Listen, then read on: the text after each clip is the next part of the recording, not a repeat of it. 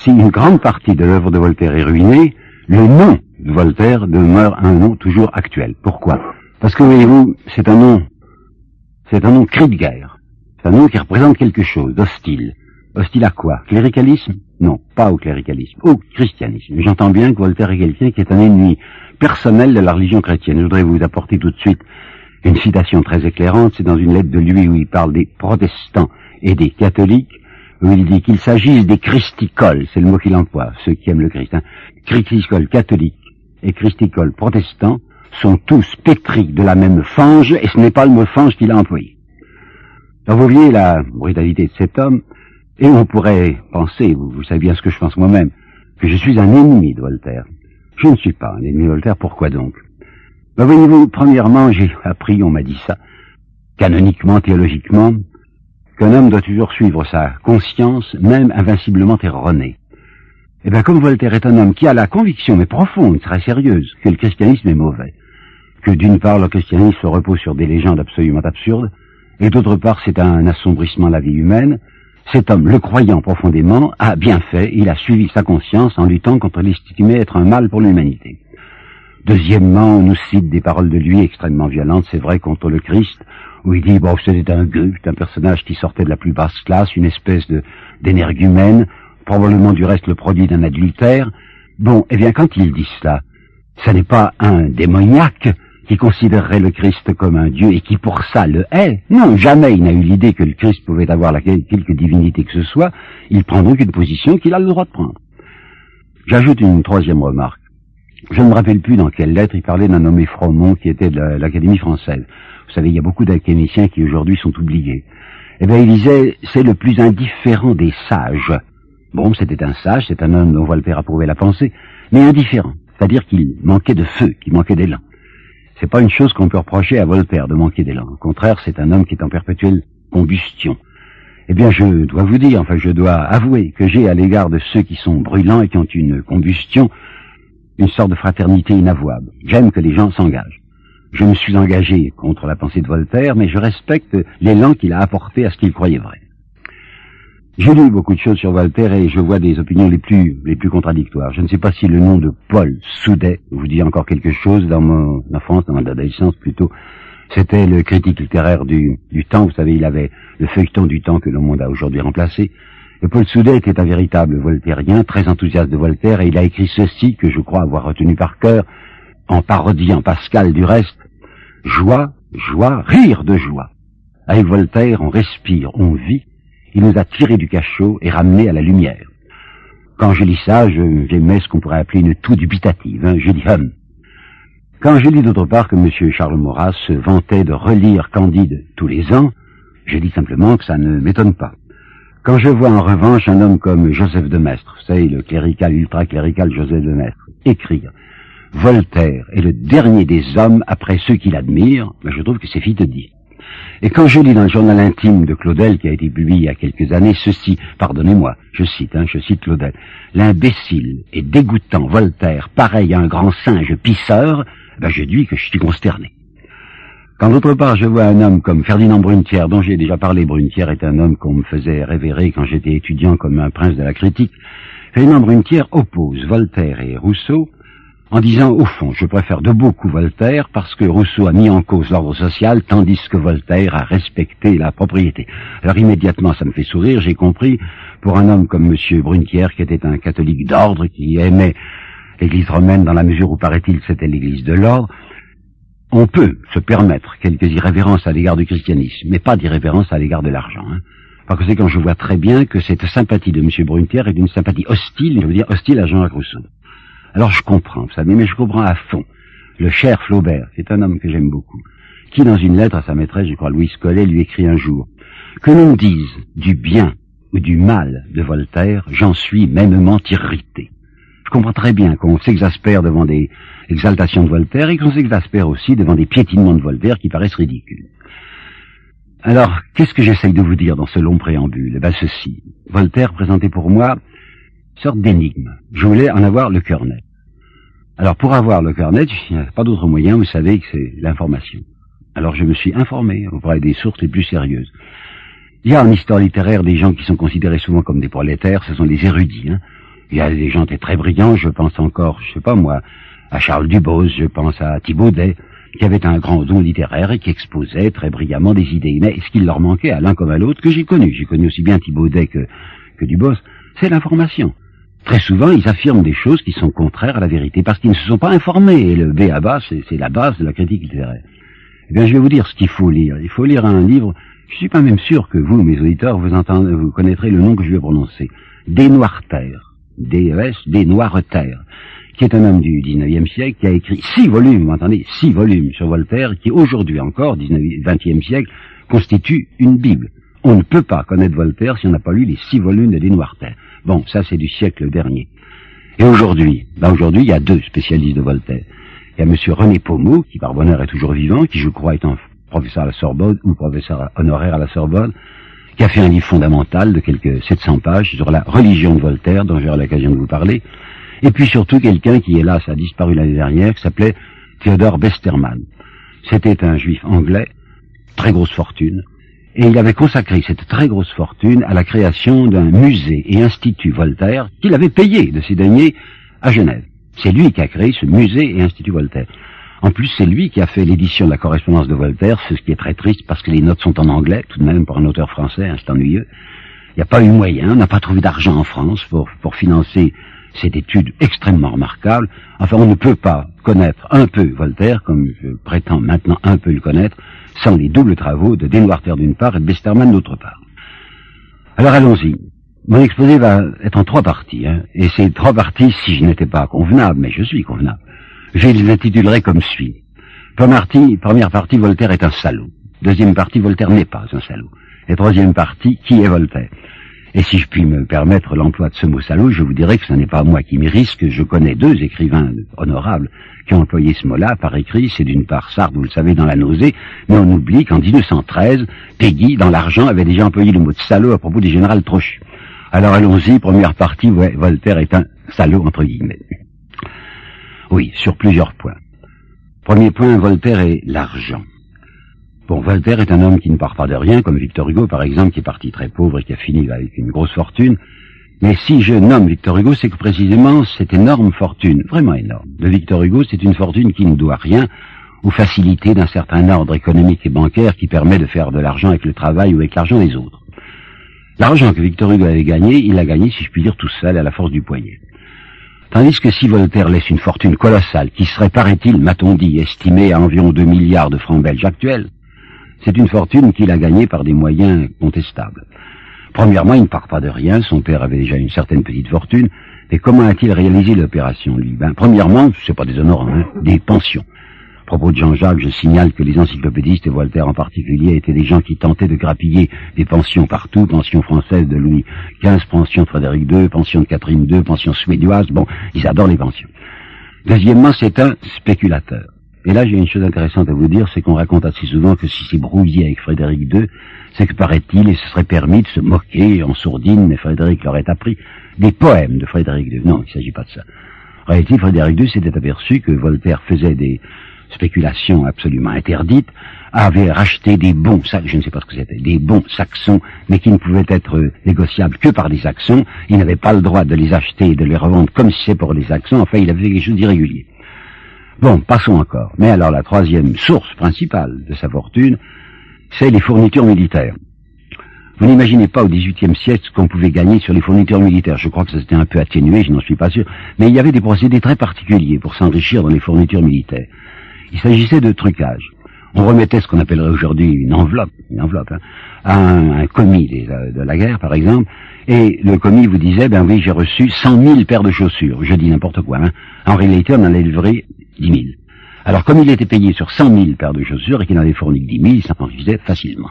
Les 3/4 de l'énorme fortune de Voltaire viennent de ces fournitures militaires qui sont des fournitures truquées.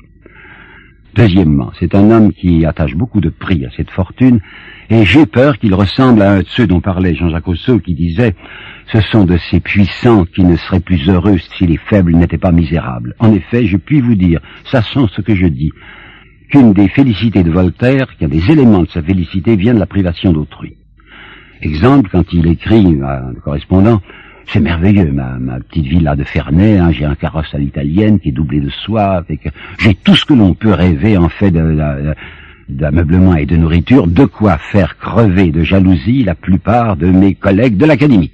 L'idée de les faire crever de jalousie est importante. J'aime pas beaucoup ça. Vous voyez qu'il y a chez Voltaire, du côté des comportements de l'argent, quelque chose de gênant.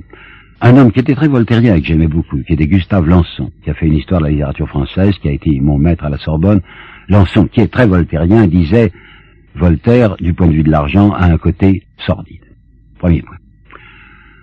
Deuxième point, c'est un intrigant et c'est un arriviste extraordinaire. C'est un homme qui ne lésine pas sur les moyens de se pousser. Il est arrivé, par exemple, à écœurer même le roi Louis XV, qui pourtant était féru d'hommage, je vous assure. Mais il allait tellement fort que Louis XV en a été exaspéré et l'a prié de baisser le ton. À un moment où Voltaire est candidat à l'Académie française, il écrit une lettre à un jésuite qui était de l'Académie française. Or, vous savez qu'il n'aimait pas beaucoup les jésuites. Et il dit dans cette lettre, si vous m'aidez à entrer à l'Académie française, je vous assure que votre compagnie n'aura pas à s'en repentir. Voilà une chose encore un peu gênante. Autre chose, il s'agit maintenant de Frédéric II. Il est de chez Madame du Châtelet, il habite dans son château du reste, et à ce moment-là, il désire très vigoureusement être nommé gentilhomme de la cour de Frédéric II et rejoindre la Prusse. Or, ça ne l'empêche pas, à ce moment-là, d'écrire des choses qui sont pénibles. Un ridicule amour n'embrasse pas mon âme, ce n'est pas moi qu'on verra soupirer sottement aux genoux d'une femme. Il écrit ça parce qu'il sait très bien que Frédéric II préfère les grenadiers aux femmes, mais je trouve que c'est particulièrement désagréable qu'il l'écrive au moment où il est entretenu par sa maîtresse, Madame du Châtelet. Bon, c'est le deuxième point. Troisième point, c'est la prudence de Voltaire. Je me rappelle quand j'ai travaillé sur Lamartine, sur lequel j'ai fait ma thèse, que j'avais retrouvé à la bibliothèque de Mâcon un manuscrit des Girondins de Lamartine de la main de sa femme. Elle l'avait recopié. J'ai publié des textes qui étaient dans ce manuscrit et que finalement Lamartine n'avait pas publié, il y avait renoncé. Il y avait là 5 ou 6 pages incroyables d'enthousiasme sur Voltaire, en disant que c'est un homme qui prenait tous les risques, il s'avançait nu et désarmé en face de la puissance terrible de l'Église. Je salue ce héros. Ben, n'en croyez rien. C'était un homme d'une extraordinaire prudence. Quand il commence à publier, c'est la Régence. Vous savez qu'à la suite du Louis XIV et du vieux Louis XIV, sous l'influence de Madame de Maintenon, il y avait une certaine rigueur de mœurs, au moins d'attitude, tandis qu'avec le Régent, on peut tout dire. Alors vous voyez un Voltaire qui se déchaîne, qui ne prend pas de risque parce qu'il sait qu'il est appuyé par la cour, mais lorsqu'à la Régence succède Louis XV, et le premier Louis XV, bien que ses mœurs fussent contestables, était un homme qui voulait au moins une apparence d'ordre, Voltaire baisse le ton. Pourquoi? Parce qu'à ce moment-là, il est candidat à plusieurs choses. En avril 45, il veut être historiographe du roi. Un an plus tard, en avril 46, il voudra être académicien. Plus tard, en décembre 46, il voudra être gentilhomme ordinaire du roi. Et comme il ne faut pas déplaire au roi, à ce moment-là, il met une sourdine assez véhémence. D'autre part, on dit toujours Voltaire est un encyclopédiste. Attention, jamais Voltaire n'a donné son nom à l'encyclopédie. Il est dans la coulisse, il les aide beaucoup, il leur dit ce que vous faites est excellent, mais comme l'encyclopédie est menacée par le pouvoir, comme Diderot par exemple a fait l'expérience de la prison, Voltaire ne donnera jamais son nom à l'encyclopédie, précisément pour ne pas courir de risque. Savez-vous que c'est quelqu'un, Voltaire, qui a publié une quantité extraordinaire, énorme, de textes anonymes ou pseudonymes, parce qu'il a peur, parce qu'il ne veut pas courir de risque. Je me rappelle encore ce cher Besterman que j'aimais beaucoup à Genève et qui m'avait montré à Genève un placard où il avait groupé toutes sortes de petits pamphlets du XVIIIe siècle en me disant je mets un point d'interrogation. Il y avait d'ailleurs un point d'interrogation sur le placard, je ne sais pas de qui c'est. Quelquefois le style me fait penser à Voltaire et d'autres fois non. On ne peut pas savoir. Tellement il est prudent. Parce qu'il sait qu'il y a des choses qui pourraient lui coûter très cher si elles étaient signées de lui. Alors je vais vous donner un détail sur l'extraordinaire prudence qu'il apporte à ses publications. Un de ses meilleurs pamphlets anti-religieux, et je dis bien meilleur, vous savez, c'est excellent, c'est très très bien fait, s'appelle Le Sermon des 50. C'est peut-être ce qu'il a écrit de mieux au point de vue de la lacrité antichrétienne. Bon. Ce sermon court Paris et même les cercles de province, et Voltaire a 2 nièces, je vous en parlerai d'une autre tout à l'heure, mais ça, il s'agit de l'autre qui s'appelle Madame de Fontaine, l'autre c'est Marie-Louise Denis. Madame de Fontaine s'adresse à son oncle, c'est une lettre intime. Et il lui dit comme ça en confidence, mon cher oncle, est-ce que c'est vrai, comme ça tout va, est-ce que c'est vrai que le sermon des 50 est quelque chose de vous que vous n'avez pas voulu signer? Vous entendez bien, il s'adresse à sa nièce, hein. Et ben à sa nièce, il va mentir. Et il va dire, je ne sais ce que c'est, que ce sermon des 50 dont vous me parlez. s'il s'agit de quelque sottise antichrétienne, et qu'un fripon voulut me l'attribuer, j'en appellerai immédiatement au pape, car je n'admets pas la plaisanterie sur ces sujets. Vous voyez à quel point il est capable de mensonge. Hein. Dans une lettre à d'Alembert, il a cette formule, frappez et cachez votre main. Il faut que l'infâme c'est l'Église catholique, meure sans savoir qui l'assomme. C'est-à-dire qu'il faut travailler dans l'ombre, d'une manière feutrée. C'est aussi un homme prudent parce qu'il a peur de vengeance immédiate. Tenez ceci. Il y avait 3 frères Pompignan, vous savez, les frères Pompignan. Il y en avait un qui était Lefranc de Pompignan, qui était un poète, un très mauvais poète, c'est vrai.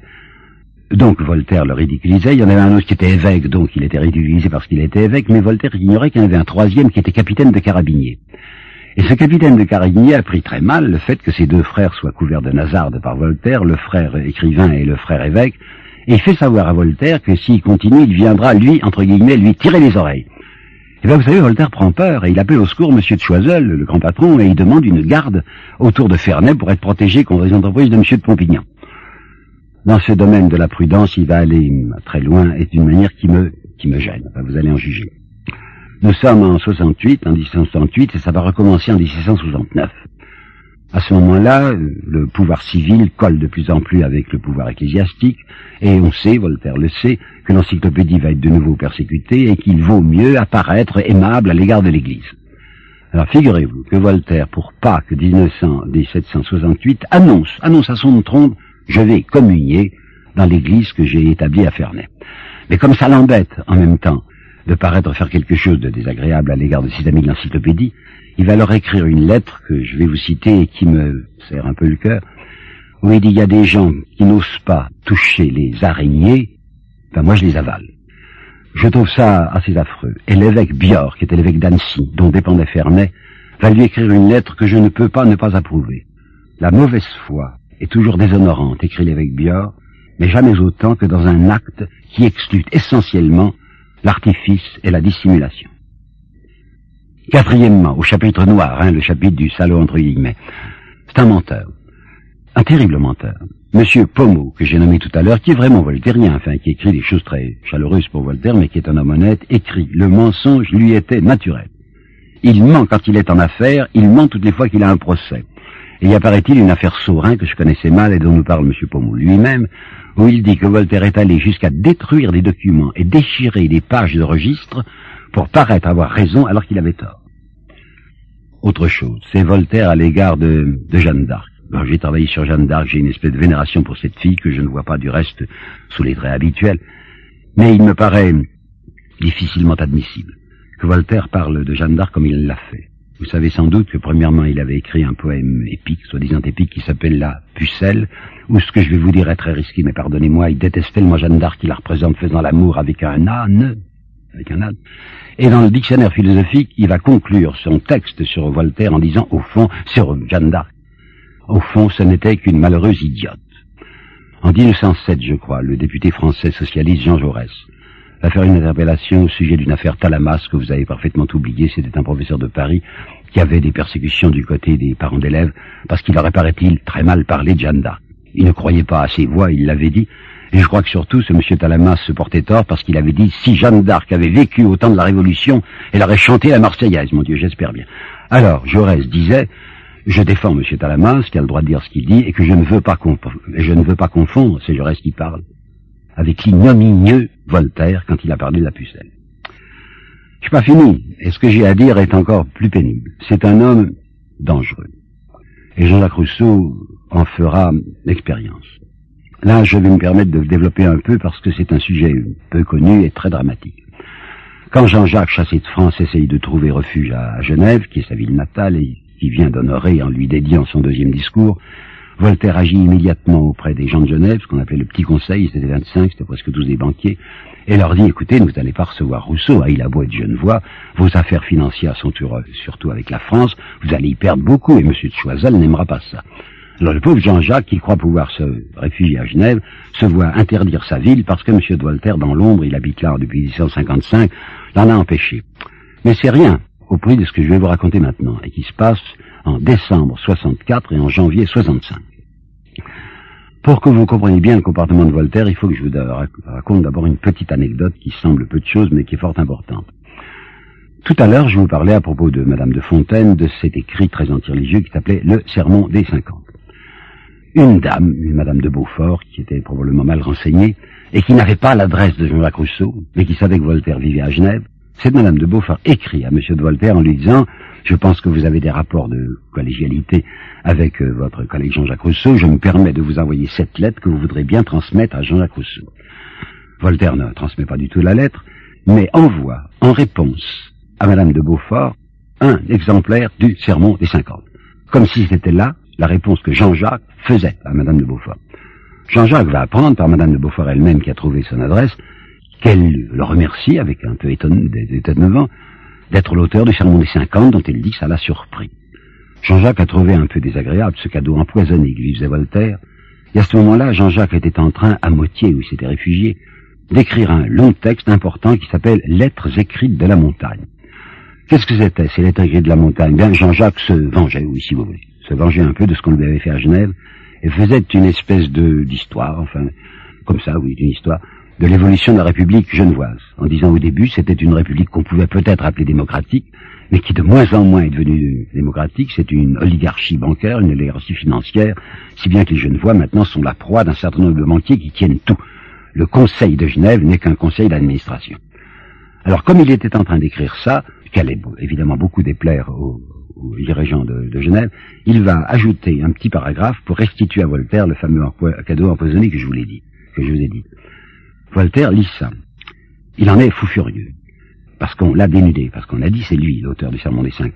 Et comme il sait d'autre part que les gens du Petit Conseil de Genève sont très effrayés de la propagande de Jean-Jacques Rousseau, ils ont toujours peur de soulèvements plébéiens, ils disent que les rues basses, vous savez, Genève à ce moment-là c'est une petite ville, hein, et puis il y avait comme aujourd'hui ce qu'on appelle le quartier haut, le quartier haut de Sylvastion, qui était le quartier noble, puis en bas il y avait les rues basses. Alors les gens du Petit Conseil, qui siègent en haut naturellement, ont toujours peur d'une agitation dans les rues basses et disent Jean-Jacques est très capable de soulever ces rues basses avec un livre comme celui-là.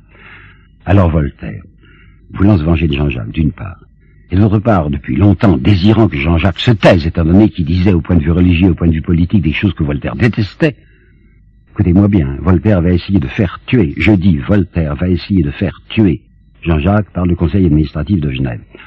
Ça n'aurait pas été la première fois au XVIIIe siècle, il y avait le maître, il y avait Henri Facio, qui était des révolutionnaires ou prétendus tels, qui avaient été fusillés par ordre du Petit Conseil, et Voltaire te dit c'est le moment.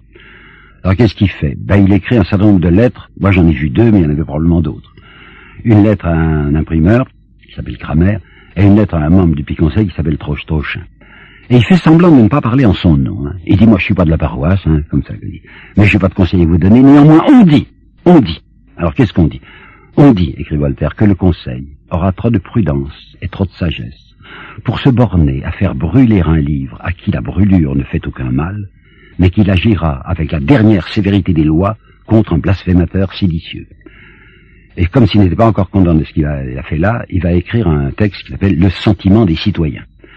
Avec cette prudence extrême qui est la sienne, il va pas le signer. Avec l'habileté littéraire qui est la sienne, il va prendre le style ecclésiastique, comme si le sentiment des citoyens était rédigé par un pasteur, et Jean-Jacques mourra sans savoir que c'est Voltaire qui a écrit le sentiment des citoyens, et en se persuadant que c'est le pasteur Verne ou le pasteur Vernet qui a écrit ça alors que c'était Voltaire. Dans ce sentiment des citoyens, il y a un portrait abominable de Rousseau où il est dit qu'il se promène avec un costume de saltimbanque. Lorsque j'ai parlé de Jean-Jacques Rousseau, je vous ai dit que portant une sonde dans la vessie, et qui sonde qui aurait été visible derrière sa petite culotte, il mettait une robe d'arméen. Alors ça avait le costume de saltimbanque. Et ce Voltaire, sous les traits d'un pasteur, dit, il a promené à travers les campagnes et les montagnes une malheureuse fille. C'est son ami, c'est Thérèse Levasseur, qui n'est pas une malheureuse fille. Il a fait mourir sa belle-mère, c'est pas vrai. Elle vit à Paris avec une pension que lui fait Jean-Jacques. Et il s'est permis d'attaquer le plus bassement possible la ville qui lui a donné le jour. Conclusion, écoutez bien, on punit capitalement un vil séditieux. Vous avez entendu? Capitalement. Ça veut dire par la peine capitale. Voltaire se dit, les Genevois ont tellement peur de Jean-Jacques que je vais pouvoir me débarrasser de lui par leur entremise. On va le faire arrêter, si possible, l'extradition était concevable entre Neuchâtel et Genève, et comme ça je serai débarrassé du personnage. Alors vous voyez qu'il y a un aspect de Voltaire qui est un aspect redoutable. J'ai pas encore tout à fait fini. Sa doctrine sociale de Voltaire, vous savez, on la connaît peu. Il y a des gens qui disent c'est un précurseur de la Révolution française. Oui, en un certain sens. Je vous dirais sur deux points, il a préparé la Révolution française. Premièrement, pour la constitution civile du clergé. Parce que vous savez peut-être que Voltaire n'est pas toujours un ennemi des prêtres. Nous y reviendrons tout à l'heure. Il est ennemi des prêtres dans les hautes classes, parce que les hautes classes n'ont pas besoin de prêtres, mais il est ami des prêtres dans les basses classes, parce que les prêtres peuvent faire tenir tranquilles les pauvres en leur prêchant à la résignation. Si bien quand l'Assemblée constituante créera la constitution civile du clergé, où les prêtres deviendront, vous le savez bien, des fonctionnaires, où ils seront appointés, ils seront entre les mains de la majorité de la constituante, qui sont tous des bourgeois conservateurs, et Voltaire se dit, s'il avait vécu à ce moment-là, se dit, ça serait très bien. Savez-vous d'autre part, enfin vous le savez bien, hein, que la constituante va diviser les Français en deux groupes. Alors tout le monde est citoyen maintenant, plus personne n'est sujet, hein, en 1791. Seulement on va distinguer, c'est Sieyès qui a inventé ça, entre citoyen passif et citoyen actif. Citoyen actif, c'est celui qui a droit de vote. Je me demande comment on peut appeler quelqu'un un citoyen passif quand ce citoyen n'a aucun droit de vote. Et comment se fait la discrimination? Bien entendu du point de vue de l'argent, hein. Ceux qui ne payent pas d'impôts, qui ne sont pas assez riches pour payer un petit impôt, ça sera des citoyens passifs, ils n'ont qu'à obéir. Ça, c'est très voltairien. Il faut que vous sachiez que la majorité de la constituante était voltairien, au double point de vue de religion et politique. Alors sur Voltaire, je m'excuse de répéter ça ici, parce que je le dis dans une autre cassette qui s'appelle Jean-Jacques Rousseau.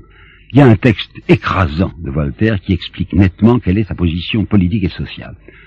Ce texte que je connaissais grâce à M. Pommeau, j'en ai cherché la référence et je l'ai trouvé dans le chapitre Chine, la Chine, de l'essai sur les mœurs. C'est un texte tellement extraordinaire que je me permets de le prononcer lentement.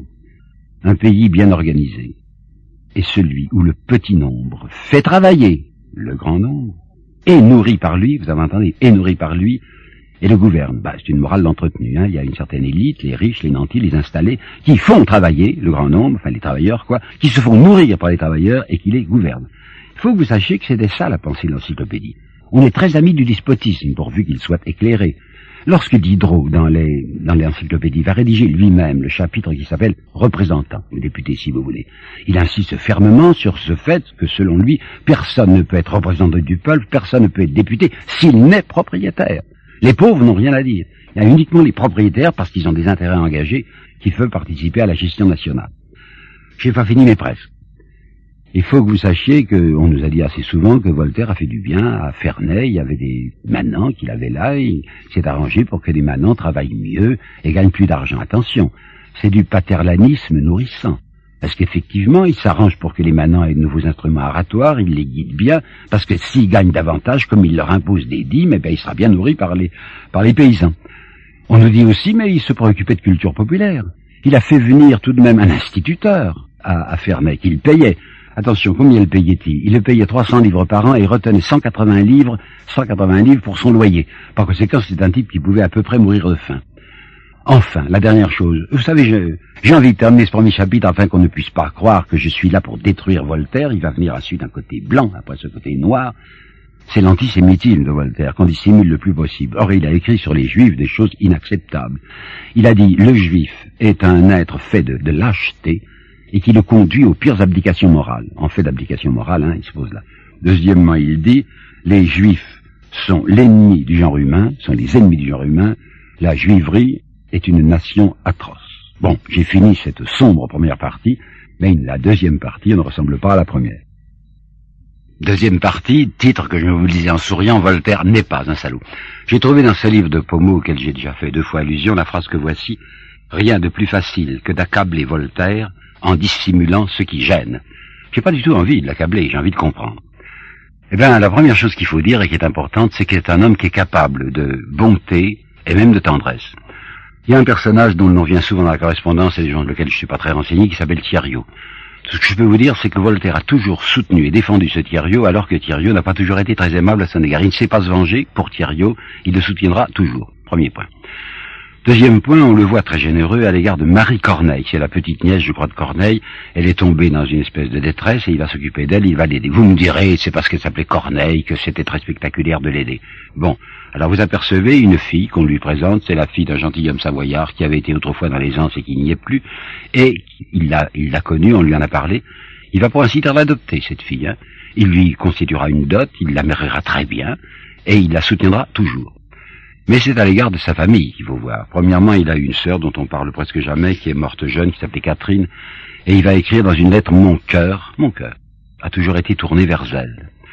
Quand elle disparaît, il y a 3 enfants de cette sœur, il y a un fils et 2 filles. Il va s'occuper des 3 enfants, attentivement. Figurez-vous que le fils, il va le faire prêtre. Ça arrivera même jusqu'à être chanoine. C'était à ce moment-là un bon métier. Vous savez, ce beau métier de prêtre qui mène à tout, comme dira Stendhal. C'est amusant de penser que le neveu de Voltaire est un prêtre. Les 2 sœurs. L'une s'appelle Madame de Fontaine, et je vous en ai parlé. C'était lui qui avait fait le mariage aussi, hein, ce qu'on appelle un beau mariage. Et à propos du serment des 50, mais c'est évidemment Marie-Louise Denis qui est la plus intéressante. Pourquoi donc? Quand elle devient veuve, elle a 44 ans. Elle a 32 ans. Elle a 32 ans. Nous sommes en 44. Lui a 50 ans. Il est tout à fait évident qu'il va devenir amoureux. Je dis bien physiquement amoureux de cette nièce. Alors des gens évidemment haussent des épaules en disant c'est dégoûtant. Enfin c'est donc. Vous savez, si on condamne Voltaire parce qu'il est amoureux de sa nièce, il faut aussi condamner Lamartine. Parce que tout le monde sait que Lamartine a été réellement amoureux d'une de ses nièces et qu'il l'aurait épousée mariage blanc avant de mourir. Mais je voudrais appeler votre attention sur le fait suivant. Rien n'est plus facile, vous savez, que de confondre le désir et l'amour. Le sexe n'a pas son pareil pour se faire prendre pour le cœur. Or, Voltaire a aimé cette Marie-Louise avant de la désirer et l'a aimée après avoir cessé de la désirer. Or, il faut que vous sachiez qu'elle n'a pas toujours été bien. Elle se moquait de lui, il le savait probablement en douce, parce que les gens aiment rapporter les méchancetés. Eh bien, il soutiendra, il défendra toujours cette Marie-Louise Denis. Je trouve que c'est à mettre à son actif. Deuxièmement, des toutes petites choses. Je viendrai à des choses plus graves après. Il y a un côté gamin chez lui qui me plaît beaucoup. Il avait une passion des feux d'artifice. Les fusées, par exemple, le mettaient dans une jubilation incroyable. Il aimait aussi, quand il avait des visiteurs, acheter ce que l'on appelait à ce moment-là, je ne sais pas comment on appelle ça aujourd'hui, des espèces de petites cartouches repliées qu'on appelait des crapauds, et il lançait ces crapauds dans les jambes de ses invités pour les voir sauter sur place. Il avait à demeure un jésuite, le père Adam, qui était un peu sourd, très, très gentil, avec lequel il aimait à jouer aux échecs. Et comme il n'aimait pas perdre, et que le père Adam gagnait parfois, au-dessus du jeu d'échecs, Voltaire tendait ses mains, et entre son index et son doigt et son médius replié, il saisissait et tournait le nez du père Adam, qui rayait beaucoup. Je vois Voltaire capable de se moquer de lui-même. Par exemple, on a annoncé la venue chez lui du prince de Ligne, qui est un personnage considérable. Alors il se fait faire un extraordinaire habit, il est très vieux à ce moment-là, un habit mordoré. Il y a de grandes manchettes de dentelle qui dissimulent ses mains jaunes et ridées, et il dit dans une lettre, comme ça on a l'air noble. Pas sérieux, parlons de choses sérieuses. Voltaire est un homme qui n'aime pas que les gens se plaignent en disant tout va mal, et il y répond tout va mal, il faut s'en occuper. Et il va s'occuper de choses. Par exemple quoi? L'affaire Calas, vous savez bien ce que c'est un homme qui avait été accusé d'avoir tué son fils parce que ce fils d'un protestant voulait se faire catholique, et il semble bien que c'était une accusation injuste. Alors Voltaire va se débattre et se battre réellement pour la réhabilitation de ce Calas.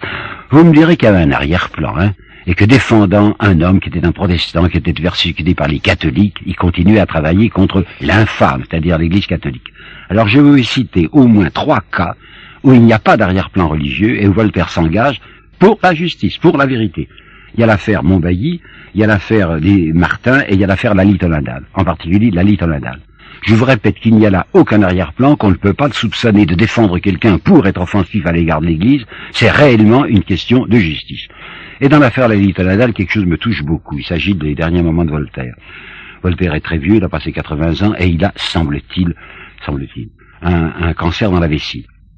Aujourd'hui, les cancers dans la vessie, je sais ce que c'est, on peut en mourir sans en souffrir beaucoup. À ce moment-là, il n'y avait pas d'analgésique. Et je vous assure que les 6 derniers mois de la vie de Voltaire, ça a été un enfer. Il allait mourir. Dans 15 jours, 3 semaines, il va mourir. Et il est dans ses convulsions et dans ses horribles souffrances. Or, il apprend que ça y est, qu'on a gagné, que Lally-Tollendal est réhabilité. Eh bien, cet homme qui est dans ce lit de convulsif, enfin son lit de mort, va encore trouver le moyen de dicter à son secrétaire une toute petite lettre, un petit billet au fils de Lally-Tollendal pour dire « Je peux mourir tranquille maintenant, nous avons gagné ». Eh bien, ce sont des choses qui comptent. La torture. Vous savez peut-être que Louis XVI va abolir la torture en octobre, je crois, 77. Mais vous savez peut-être pas que Voltaire, depuis des années, luttait pour abolir l'application de la torture dans la justice française.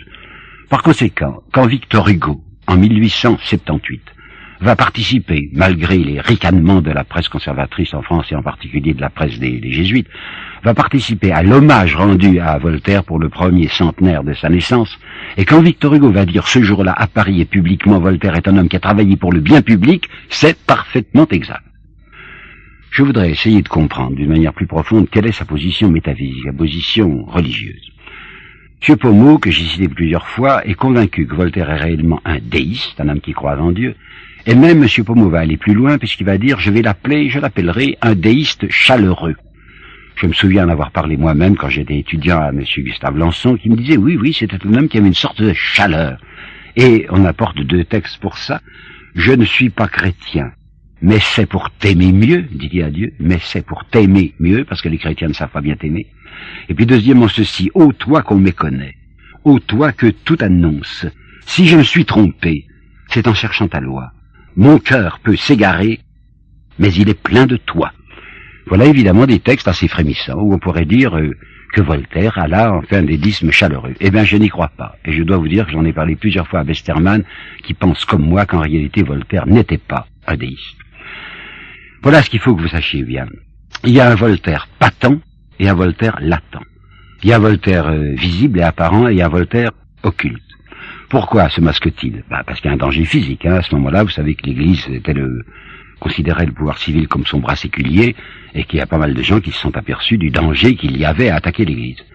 Alors Voltaire se donne un passeport de déiste, affirme le déisme, pour au moins se protéger sur ce point. D'autre part, quelque chose que M. Pommeau, à mon sens, ne souligne pas assez et que je crois capital. Une des raisons qu'a Voltaire de ne pas faire de propagande athée ouverte, c'est une préoccupation sociale. Je crois vous avoir dit tout à l'heure à propos de Voltaire et de la Révolution française que si Voltaire ne désire pas voir des ecclésiastiques dans les milieux riches, les milieux nantis, l'élite comme on dit, c'est parce que ces gens-là peuvent être bien tranquillement athées sans mettre en cause l'ordre social. Tandis que, à l'égard des gueux, comme dit Voltaire, les gueux, et il est nécessaire qu'il y ait des gueux ignorants, dit-il, pour nourrir les gens de bien.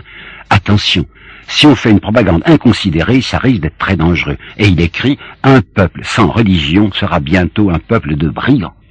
C'est pourquoi il est très hostile à d'Holbach. Vous savez, d'Holbach, qui a écrit le système de la nature, en somme, c'est un pré-marxiste.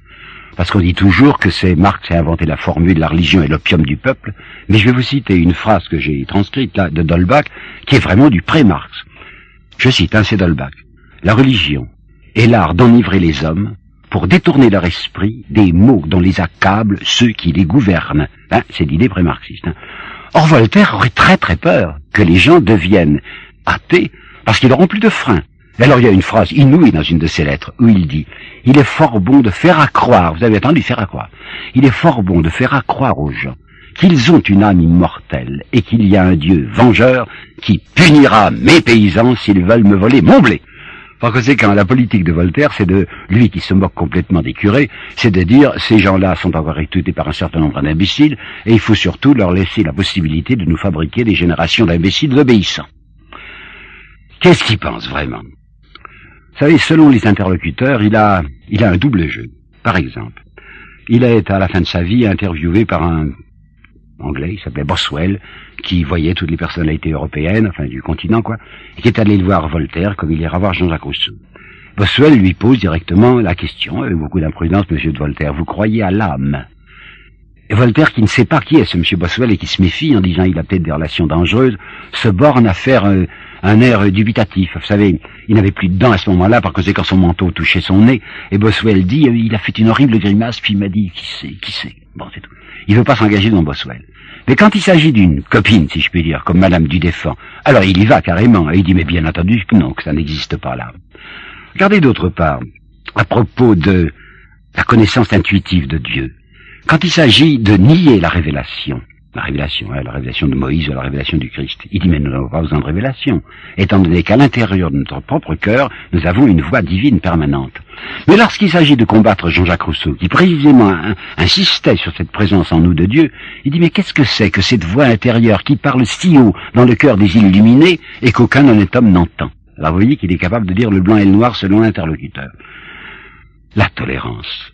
Il a écrit de très beaux textes, vous savez bien, un traité sur la tolérance qui est de 1763 et dont on peut citer un certain nombre d'axiomes et même d'aphorismes qui sont très nobles, parfaitement nobles.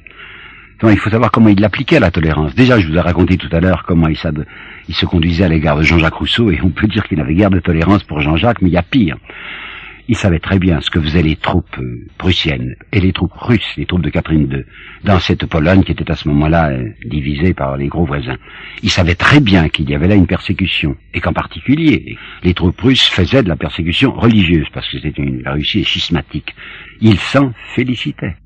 Et il écrivait dans une lettre à Frédéric, si j'avais comme vous 100 000 hommes pour la Pologne, je sais bien ce que j'en ferais. Il détestait les Polonais. Prenez le dictionnaire philosophique, prenez l'article polonais. Il parle des Polonais avec un mépris incroyable. Il les appelle des hydrophobes, enfin des rageurs, quoi. Et qui sont atteints, écrit-il, du mal de Palestine. Pour que vous puissiez comprendre le mot, il faut savoir qu'au XVIIIe siècle, pour parler de la vérole, on disait le mal de Venise. Alors les Polonais, ils ont une sorte de mal de Venise, ils ont le mal de la Palestine, c'est-à-dire la vérole chrétienne. Alors quand il s'agit de la tolérance pratique, c'est autre chose. Voyons, ces deux phrases que je vous ai citées tout à l'heure, où on nous dit c'est la preuve que Voltaire est un déiste chaleureux, voulez-vous que je les reprenne? Je ne suis pas chrétien, mais c'est pour t'aimer mieux. Il y a d'abord l'affirmation, je ne suis pas chrétien. Et d'autre part, ô toi qu'on méconnaît, et toi que tout annonce, méconnaît, pas chrétien. Ça veut dire que les deux phrases sont des phrases offensives. Dans ces deux phrases, il y a une attaque contre le christianisme. Un petit jeune homme qui s'appelait M. de Latour est allé voir Voltaire dans les dernières années de sa vie à Ferney. Il me raconte quelque chose qui me paraît intéressant de vous dire. C'est une anecdote, mais j'aime les anecdotes quand elles sont significatives. Latour dit, j'ai été très bien reçu par Voltaire, qui m'a fait grand plaisir, qui ne me connaissait pas et qui était la gentillesse même, et qui même me dit, lui, ce vieil homme, il me dit, voulez-vous, monsieur de Latour, que demain matin, au lever du jour, nous montions sur une petite colline près de Ferney pour assister à l'apparition du soleil. Latour dit, c'est très émouvant, bien sûr, mes maîtres, etc. Mais non, je me lèverai très tôt, je vais y aller. Et en effet, les voilà qui s'élèvent vraisemblablement tôt et qu'ils montent dans le carrosse et on va au sommet de la colline pour attendre que l'horizon s'embrase et que le soleil apparaît. Et Latour dira, j'ai été bouleversé, vous savez, parce que quand le disque solaire a commencé à apparaître, Voltaire est tombé à genoux, il est tombé à genoux devant moi, levant les bras au ciel. Ô grand être, dit-il. Puis il se relève, il époussette ses genoux, puis il dit, ça c'est pour le père. Quant à la mère et le fils, c'est une autre histoire. Alors vous avez eu mère et fils, autre histoire, c'est tout à fait un autre ton. Ben voyons, quelle est la vérité, à mon sens, sur la pensée métaphysique de Voltaire? Ben la voici. Premièrement, c'est quelqu'un qui a la certitude que l'idée catholique, l'idée chrétienne de la providence est une absurdité. Et vous savez ce qu'il va écrire, c'est le désastre de Lisbonne. C'est un beau sujet. Vous savez peut-être que c'est un jour de Toussaint, qu'il y a eu un tremblement de terre à Lisbonne, et il dit, Voltaire, si Dieu existait, il n'aurait pas choisi un jour de Toussaint où les églises étaient pleines pour renverser Lisbonne où toutes sortes de monuments sont écroulés et où 10 000 personnes sont mortes. Donc c'est bien la preuve que la providence n'existe pas. Deuxièmement, dit-il, comment voulez-vous que quand on pense à ce qu'est le monde, un chaos de misère et de forfait, imaginez un Dieu bon au-dessus de ça, mais c'est positivement impensable. La personne humaine, Voltaire s'amusera beaucoup sur notre infimité, je dis notre infimité. C'est un thème facile. Il dit, mais qu'est-ce que c'est que la Terre? La Terre, c'est un tout petit globe de boue et de feu dans une immensité cosmique. Et qu'est-ce que c'est que la créature humaine sur la Terre? Mais c'est rien. Il dira puceron, il dira ciron, il cherche les mots les plus petits. Aujourd'hui, il dirait quelque chose comme un atome. Alors, nous sommes bien ridicules, dit-il, nous les hommes, de nous attribuer quelque importance que nous ayons, étant donné que nous sommes des créatures insignifiantes.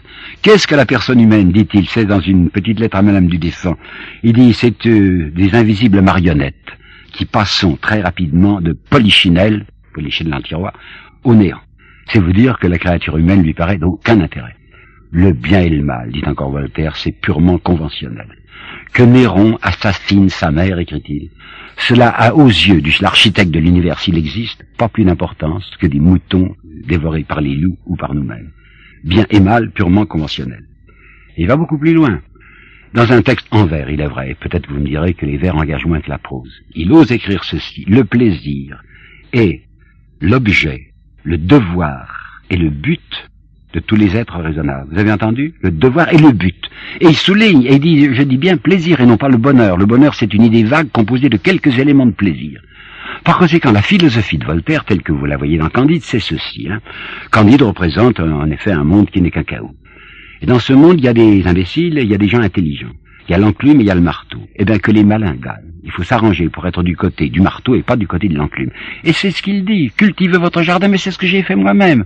Je vous citais au début une phrase de lui où il se vante de tous les avantages qu'il a à Ferney en disant il y a de quoi faire crever de jalousie mes confrères. C'est là où il dit mais c'est magnifique d'avoir comme moi, grâce à mon argent, tout ce que je peux imaginer en raffinement d'ameublement ou de nourriture et mon fameux petit carrosse doublé de soie avec 3 glaces à l'intérieur. Bibamus et vivamus, buvons et vivons, tandis que les gens s'égorgent.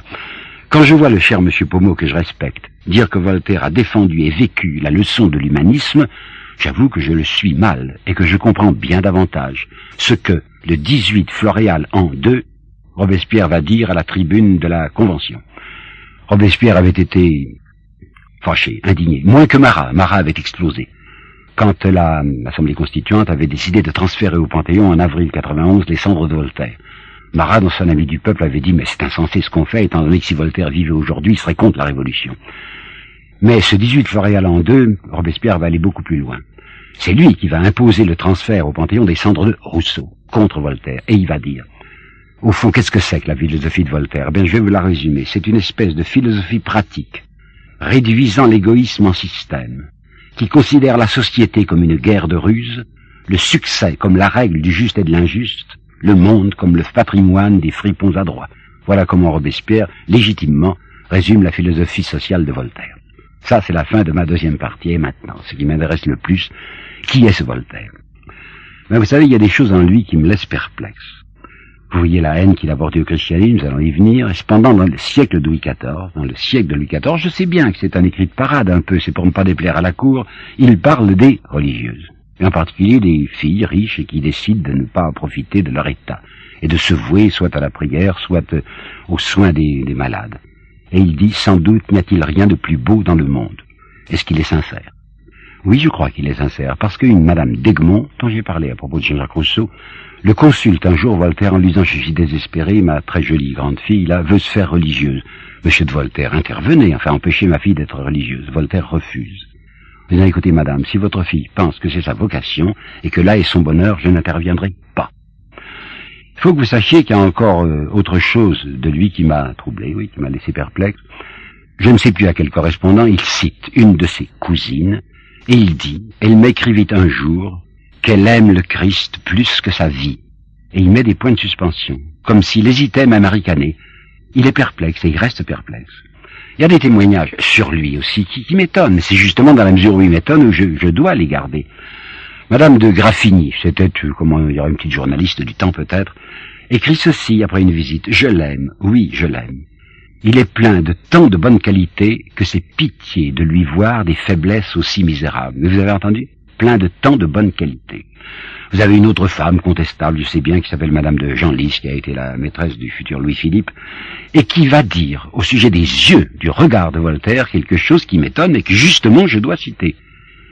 Dans le regard de Voltaire, un velouté, une douceur inexprimable. C'est pas comme ça que nous le voyons d'habituel. Vous savez la fameuse phrase de Musset sur ce ricanement, ce rire impur de Voltaire. Vous voyez des portraits de lui quand il était jeune. Je vois un portrait de 25 ans, un portrait de 32 ans où il est redressé, fendant, insolent, où il a plutôt un rictus qu'un rire. Mais il est capable d'avoir, paraît-il, un velouté et une douceur inexprimable dans les yeux. Bon, ces deux femmes, vous allez peut-être phallocrate sourire en disant les femmes ça compte pas. Alors je vais vous dire un homme, Moultou. Moultou, c'est un pasteur genevois. Le père est aussi pasteur. Moultou est un garçon d'environ 35 ans, qui a de la curiosité, qui voulait aller voir, il connaissait Rousseau, mais il voulait aller voir l'ennemi, Voltaire. Et Moultou va écrire plusieurs lettres à son père. Et dans la seconde lettre à son père, après une longue visite chez Voltaire, qu'il a gardé plusieurs heures, et même peut-être, je me rappelle plus, plusieurs jours, il va employer à l'égard de Voltaire le mot que je trouve le plus inattendu, mais il l'a employé. Et dit à son père, vous n'imaginez pas, mon père, quelle chaleur humaine sort de cet homme. Mais j'aurais pas cru. Mais il l'a dit. C'est donc probablement vrai. Je parlais des portraits de lui tout à l'heure. Ben, vous savez, il y a deux portraits de lui qui m'étonnent beaucoup. Il y en a un qui a été révélé par monsieur Besterman, car c'est Besterman qui a eu l'audace, je dis bien l'audace, oui, de publier intégralement les lettres de Voltaire à Madame Denis, où il y a des choses que je n'oserais pas vous dire ici. Bon, il a trouvé deux dessins parallèles, où il y a le visage de Voltaire. À ce moment-là, Voltaire, 50 ans, est un peu gras. Nous le voyons toujours très maigre, hein, Voltaire. C'est un peu gras. Il y a Madame Denis à côté qui est ravissante, hein, elle a 32 ans. Mais c'est ce regard de Voltaire qui m'étonne beaucoup, l'attitude de Voltaire. Il est de trois quarts, il regarde de côté, et il a un regard sans bonheur, il a un regard triste. À côté de ça, vous avez plusieurs dessins de ce fameux Hubert, ou Hubert, H-U-B-R-T, qui a des quantités de dessins de Voltaire. Il y en a beaucoup qui sont à Leningrad, je crois, au musée de l'Ermitage, et puis il y en a un certain nombre à Genève. Je les ai tous examinés. Il y a 2 ou 3 dessins où Voltaire regarde en haut. Vraisemblablement, il est assis et il parle à quelqu'un qui est debout devant lui. Eh bien, figurez-vous que le mot que je vais employer est aussi surprenant pour moi que chaleur humaine. Dans ce regard du vieux Voltaire qui regarde quelqu'un, passe ce que je pourrais appeler une enfance. Alors j'arrive à ce qui me tient le plus à cœur. Enfin, qu'est-ce qui se passe donc chez cet homme? Pourquoi est-ce que Voltaire a une telle fureur, a une telle passion contre le christianisme? Je vais vous en donner une preuve, par exemple, le président Hénault, qu'il connaissait bien. lui dit en souriant, Monsieur de Voltaire, écoutez, vous ne pensez pas tout de même que vous êtes capable, vous et quelques-uns de vos amis, d'extirper le christianisme qui existe depuis 2000 ans.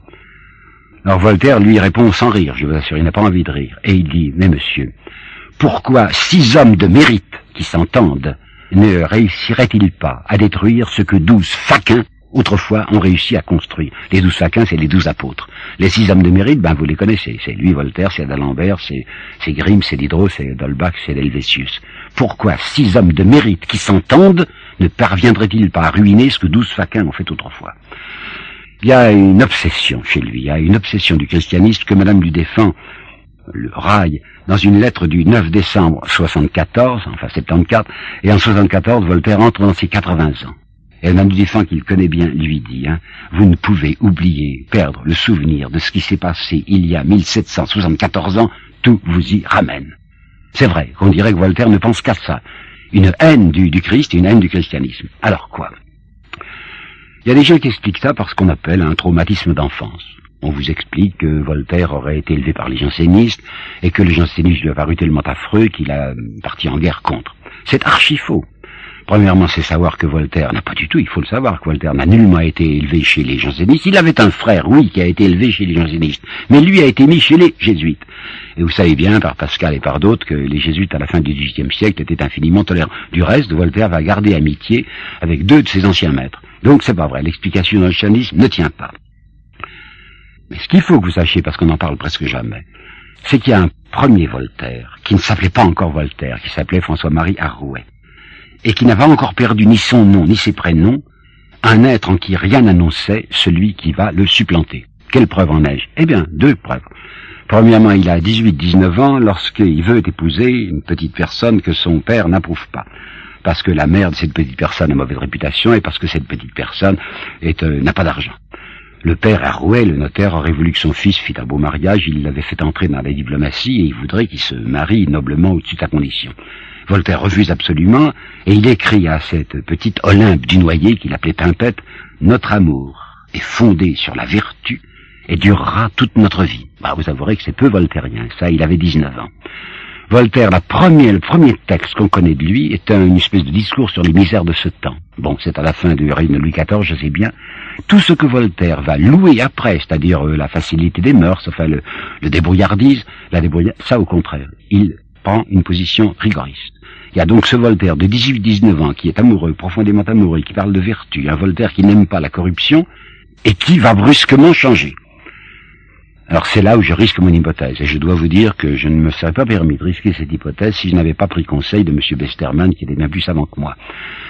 Westermann m'a répondu, écoutez Guillemin, je ne suis pas sûr que vous ayez raison, mais ça peut se soutenir. Alors allons-y. Il faut expliquer comment Voltaire s'est retourné, vous voyez, autour de sa 20e année. Il faut d'autre part que vous sachiez que s'il est tellement ennemi du christianisme, c'est que le christianisme est représenté autour de lui par singuliers personnages. Par exemple, il a un parrain qui s'appelle l'abbé de Châteauneuf.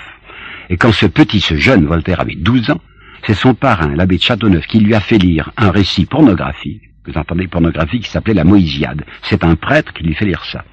Voltaire connaissait aussi un certain abbé Servien, qui était un homme de la Régence et qui est mort entre les bras d'un danseur de l'opéra. Et Voltaire va écrire, il est impossible de croire au Christ quand on vit parmi ceux qui l'enseignent. Je voudrais aussi que vous ne perdiez pas de vue qu'en 1658, c'est-à-dire au centre même du XVIIIe siècle, un certain abbé de Caveyrac va écrire un livre sur la Saint-Barthélemy, où il va dire on n'en a pas tué assez. On aurait dû exterminer tous les protestants. Et puis je veux vous rappeler aussi qu'au XVIIIe siècle, nous sommes au moment de l'affaire du chevalier de la Barre. Permettez-moi de vous le rappeler en 2 minutes. Ça se passe à Abbeville. Au centre du pont d'Abbeville, il y avait un vieux Christ. Ce Christ a été un jour maltraité. On lui avait cassé les jambes, je crois. Et on avait prétendu, le bruit avait couru, que c'était ce chevalier de la Barre qui, en effet, faisait profession d'un esprit affranchi, et son camarade d'Étalonde, d'Étalonde, qui ont fait cet attentat et ce sacrilège.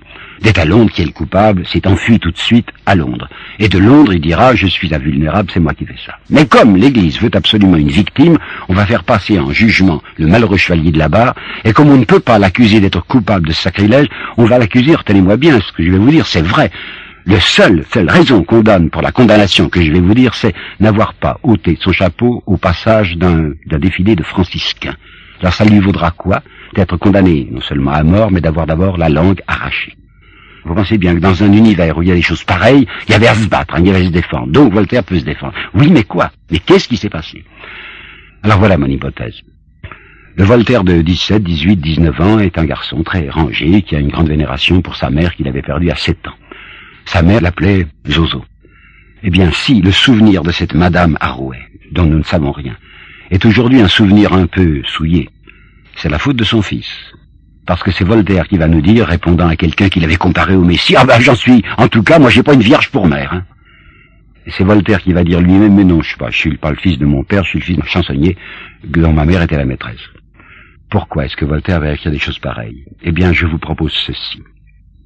Vers 19-20 ans, quand il va avoir sa majorité, cet épouvantable abbé de Châteauneuf, que je nommais tout à l'heure, qui était son parrain, lui a peut-être dit ceci. « Écoute, tu es un grand garçon maintenant, alors il faut que tu saches la vérité. Ta mère, c'était pas quelqu'un de très recommandable. » Vous imaginez le choc que ça peut produire sur un enfant, un grand garçon, qui portait une vénération à l'idée de sa mère. Alors c'est pas vrai. Alors toutes sortes de choses qu'on m'a annoncées, c'est faux. Alors ma mère était, paraît-il, une putain. Jeanne d'Arc probablement aussi est une putain. Est-ce qu'on nous raconte sur le Christ, qui aurait été la plus belle histoire du monde? Tout ça, c'est des mensonges. Alors une espèce d'emportement furieux contre ce qu'il a cru quand il était jeune, et dont il s'est aperçu que c'était faux. Un emportement horrible. Et Voltaire va écrire le monde, ou bien c'est de la crème fouettée, ou bien c'est de l'enduit. Alors fouettons la crème. N'y pensons plus. Ne pensons plus aux choses auxquelles nous avons cru un instant et qui se sont révélées menteuses. Ça n'empêche pas qu'à certains moments, il y a chez Voltaire je ne sais quel trouble et nostalgie. À 49 ans, écoutez-moi bien, à 49 ans, il va écrire ceci qui est tellement inattendu. Ou fuir loin de moi-même. Oui, c'est Voltaire qui a écrit ça. Ou fuir loin de moi-même.